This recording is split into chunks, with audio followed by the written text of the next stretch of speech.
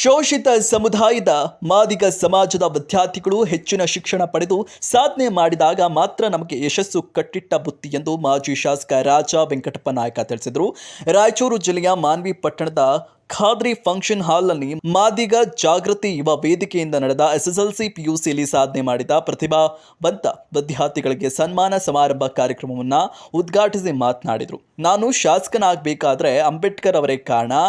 ವಸಂತಕುಮಾರ್ ಅವರು ವಿಧಾನ ಪರಿಷತ್ ಸದಸ್ಯರಾಗಿ ಆಯ್ಕೆಯಾಗಬೇಕಾದ್ರೆ ಅಂಬೇಡ್ಕರ್ ಅವರ ಸಂವಿಧಾನವೇ ಕಾರಣ ಎಂದರು.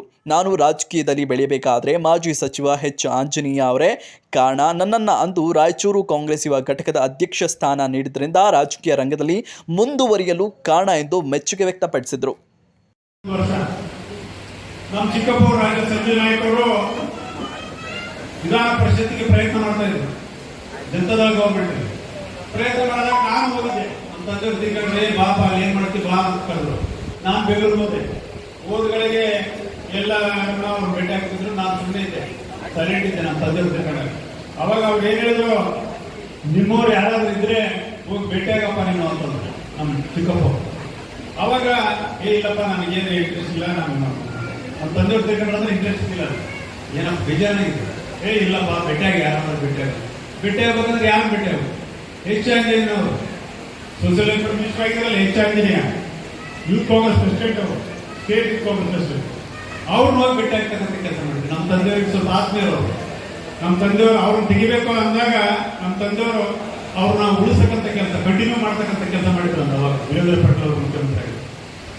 ಹಿಂಗಾಗಿ ಅವರು ನಮ್ಮ ಬಗ್ಗೆ ಅಭಿಮಾನ, ನಮ್ಮ ತಂದೆಯವ್ರ ಬಗ್ಗೆ. ನಾನು ಹೋಗಿ ಬಿಟ್ಟಾದಾಗ ಏನಪ್ಪ ಬಾ ಅಂಬೇಡ್ಕರ್ ಮಗಂದ್ರೆ ಬಾಪ ಅಂತೇಳಿ ಆತ್ಮೀಯವಾಗಿ ಕರೆದು ನನ್ನ ಏನಪ್ಪ ನಿಮ್ಗೆ ಏನು ಇಂಟ್ರೆಸ್ಟ್ ಅಂತ ಕೇಳಿದ್ರು. ಇಲ್ಲ ಸರ್, ನನ್ನ ಮಾನ್ಯ ತಾಲೂಕು ಇಂಟ್ರೆಸ್ಟ್. ನನಗೆ ಮಾನ್ಯ ತಾಲೂಕು ಇಂಟ್ರೆಸ್ಟ್ ಅಂದಾಗ ಮಾನ್ಯ ತಾಲೂಕು ಯೂತ್ ಕಾಂಗ್ರೆಸ್ ಪ್ರೆಸಿಡೆಂಟ್ ಆಗ್ಬೇಕಂತೇಳಿ ನನ್ನ ಆಸೆ ಅಂತಾರೆ. ಅಲ್ಲಿ ಸಿದ್ದರಾಮಪ್ಪ ನಿರ್ಮಾಣಿ ಅವರು ಇದ್ದಾರಪ್ಪ ಯೂತ್ ಕಾಂಗ್ರೆಸ್ ಪ್ರೆಸಿಡೆಂಟ್.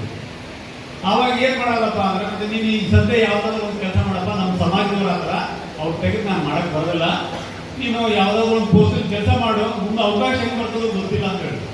ಆಯ್ತು ಸರ್, ನೀವು ಹೆಂಗಂದ್ರೆ ಹೆಂಗಂದ್ರೆ district youth Congress vice president ಅಂತೇಳಿ ಅವತ್ತೇ ಆಡಕ್ಕೆ ಹೋಗ್ತಾರೆ. ಅವತ್ತಿನಿಂದ ನಾನು ರಾಜಕೀಯ ಪ್ರಾರಂಭ ಮಾಡ್ತೀನಿ.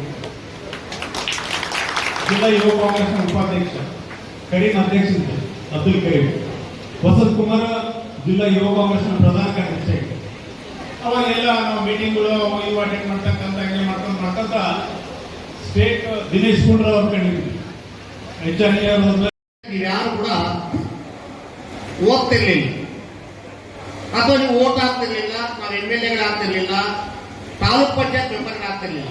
ಹೆಣ್ಮಕ್ಳಂತೂ ಓದಲೇಬಾರದು ಅಂತ ಸಂವಿಧಾನ ಬಂದು, ಅಂತ ಸಂವಿಧಾನವನ್ನ ಸುಟ್ಟಾಕಿ ನಿಜವಾಗಿರ್ತಕ್ಕಂಥ ಶೋಷಿತ ಪರವಾಗಿರ್ತಕ್ಕಂಥ ಸಂವಿಧಾನ ಬಾಬಾ ಸಾಹೇಬರು ಬರೆದಿರೋದ್ರಿಂದ ಇವತ್ತರ IAS IPS ಅಧಿಕಾರಿಗಳಾಗಿ ಕನಿಷ್ಠ ಈ ತರ ವೈಟ್ ಪಾಠಗಳಾಗಲು ಸೇರಿದ್ದು ಮಾತಾಡಂಗಿಲ್ಲ.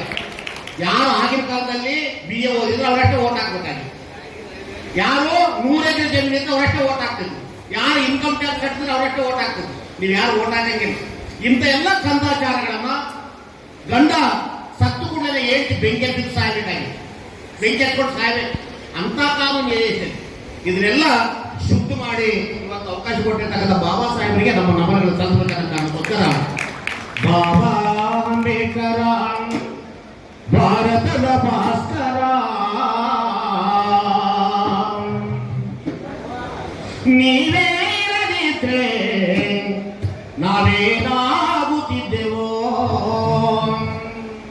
ನೀವೇ ಬರದಿದ್ರೆ ನಾವೆಲ್ಲ ಬದುಕುತ್ತಿದ್ದೆವೋ. ಬಾಬಾ ಅಂಬೇಡ್ಕರ ಭಾರತದ ಭಾಸ್ಕರ, ನೀವೇ ಇರದಿದ್ರೆ ನಾವೇನಾಗುತ್ತಿದ್ದೆವೋ, ನೀವೇ ಬರದಿದ್ರೆ ನಾವೆಲ್ಲ ಬದುಕುತ್ತಿದ್ದೆವೋ.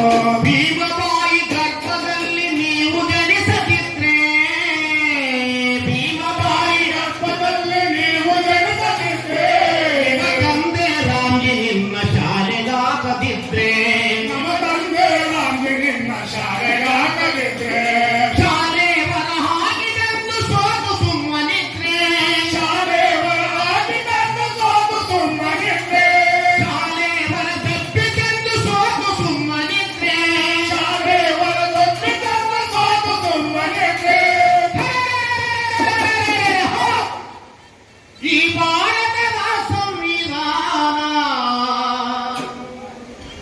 ನೀವು ಬರೆಯದಿದ್ದರೆ ಬಾಬಾ ಅಂಬೇಡ್ಕರ ಭಾರತದ ಮಕ್ಕಳ ನೀವೇ ಇರದಿದ್ರೆ ನಾವೇನಾಗುತ್ತಿದ್ದೆವು, ನೀವೇ ಬರದಿದ್ರೆ ನಾವೀಗ ಬದುಕುತ್ತಿದ್ದೆವು. ವಂಶಾಸ್ತ್ರವನ್ನು ನೀವು ಸುಟ್ಟು ಹಾಕದಿದ್ರೆ